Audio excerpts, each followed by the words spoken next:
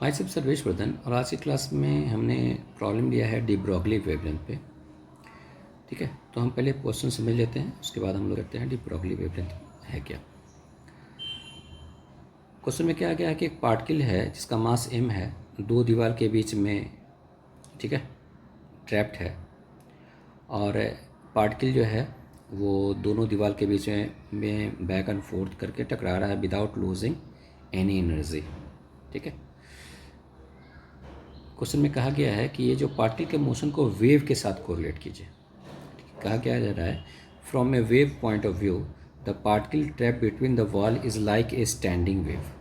ठीक है, in the stretch string between the wall the distance between the two wall is L. दो wall के बीच में distance L दिया हुआ है। तो कह रहा है calculate the energy difference between the third energy state and the ground state of the particle.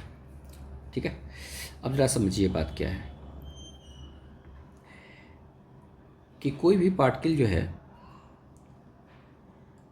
ये जो पार्टिकल है जिसका मास m है और v वेलोसिटी से अगर मूव कर रहा है, ठीक है, तो इस पार्टिकल में पार्टिकल कैरेक्टर के साथ साथ ये वेव कैरेक्टर भी है। ठीक है, इस पार्टिकल के साथ एक वेवलेंथ हम एसोसिएट कर सकते हैं, जिस वेवलेंथ को हम लोग डी ब्रॉगली वेवलेंथ कहते हैं।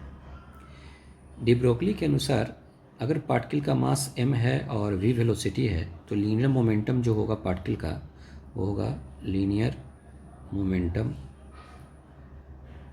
Momentum of particle p is equal to कितना होगा mv। तो कोरस्पॉन्डिंग जो वेवलेंथ होगा, तो वेवलेंथ इज इक्वल टू हम लोग जानते हैं फार्मूला h/p, और p का वैल्यू हम लोग यहाँ पे देख चुके हैं।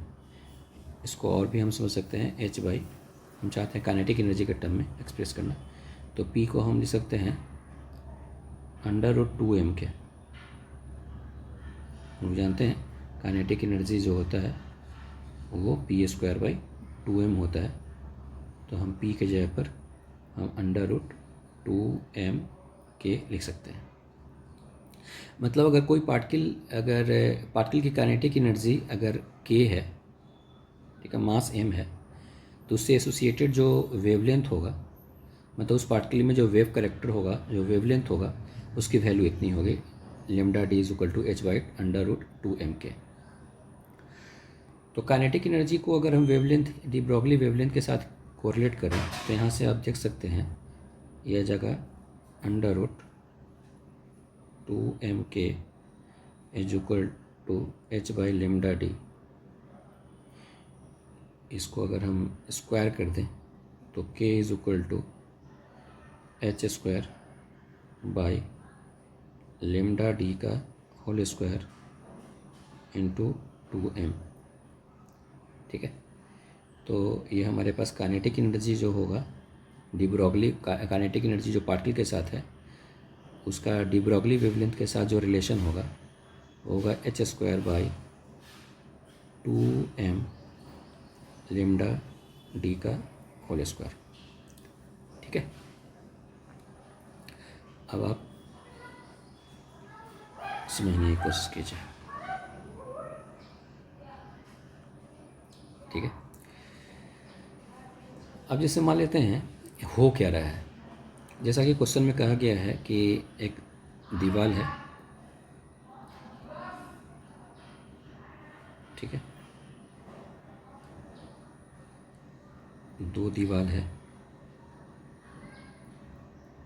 उसमें पार्टिकल मान लेते हैं लेफ़्ट साइड में जा रहा है लेफ़्ट वॉल के साथ टकराने के लिए, तो इंसिडेंट वेवलेंथ जो होगा वो λd होगा, और इस वॉल से टकराने के बाद ये रिफ्लेक्ट करेगा, उसका भी वेवलेंथ λd होगा, और ये इंसिडेंट वेव और रिफ्लेक्टेड वेव दोनों सुपर इम्पोज करेगा और कोरस्पॉन्डिंग ये स्टैंडिंग वेव बनाएगा।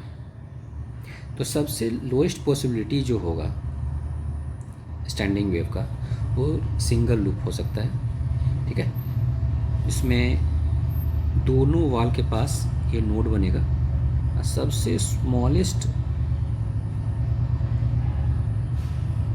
जो पॉसिबिलिटी हो सकता है सिंगल लूप वाला केस हो सकता है, ठीक है।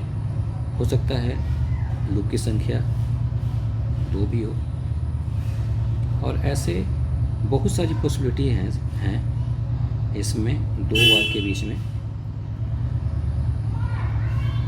वाइब्रेशन हो सकता है। तो मान लेते हैं कि इन जनरल इन लूप का वाइब्रेशन है, ठीक है।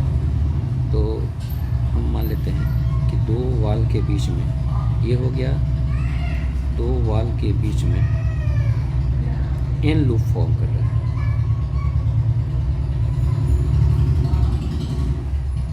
ठीक है। टोटल लूप की संख्या, टोटल लूप की संख्या मान लेते हैं एन है, और दोनों वाल के बीच में जो लेंथ दिया हुआ है इसकी वैल्यू एल दिया हुआ है।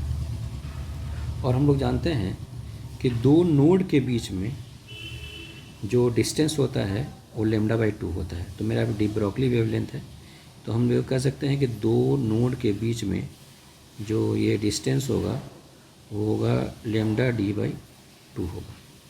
तो यहाँ से अगर एन लूप में वाइब्रेशन हो रहा है तो हम लिख सकते हैं L is equal to length of ये डिस्टेंस बिटवीन 2 वाल को हम लोग डी ब्रोगली वेवलेंथ के टर्म में एक्सप्रेस कर सकते हैं। हम लोग लिख सकते हैं L is equal to n λ/d/2।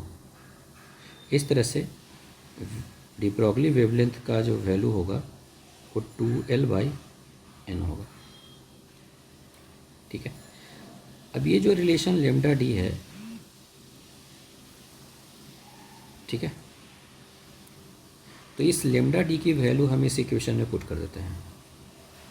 ये जो इक्वेशन है काइनेटिक एनर्जी का, इस काइनेटिक एनर्जी के इक्वेशन में λ/d की वैल्यू हम यहाँ से पुट कर देते हैं। तो हमारे पास आया है kinetic energy is equal to h² by 2m λ²। तो λ की जगह पर हो जाएगा 2L/n का होल स्क्वायर। तो हम इसको कह सकते हैं n² h² बाई 2 दूनी 4 दूनी 8 m L²। ये हमारा एनर्जी होगा नंबर ऑफ लूप के टर्म में। तो kinetic energy is equal to हमारे पास रिलेशन आ गया n² h² by 8m L²। अब यहाँ से साफ साफ दिख रहा है कि काइनेटिक एनर्जी जो है वो नंबर ऑफ लूप पे डिपेंड कर रहा है। तो सबसे कम काइनेटिक एनर्जी जो होगा वो n इज इक्वल टू 1 में होगा, ठीक है। तो हम यहाँ से काइनेटिक एनर्जी मिनिमम कब होगा, तो सिंगल लूप में वाइब्रेशन होगा तब। तो काइनेटिक एनर्जी मिनिमम का वैल्यू होगा n is equal to 1 put कर दीजिए, तो आ जाएगा h² by 8m L²। n is equal to 1 पे बोलता है क्वेश्चन जो पूछ रहा है उसमें पूछ रहा है कि calculate the energy difference between the third energy state and the ground state. The ground state का मतलब क्या हुआ, सिंगल लूप में वाइब्रेशन, और थर्ड एनर्जी स्टेट का मतलब होता है 3 लूप में वाइब्रेशन। तो यहाँ n is equal to 3 put कर दीजिएगा। तो काइनेटिक एनर्जी जो थर्ड स्टेट में होगा n इज इक्वल टू 3 में से काइनेटिक एनर्जी आप घटा दीजिए n इज इक्वल टू 1 वाला केस। तो यहाँ से आपको मिल जाएगा 3 3 9 h² by 8m L² minus n is equal to 1 put कर दीजिएगा, तो आएगा h² by 8m L²। Simplify कीजिएगा तो आएगा h² बाई m L²।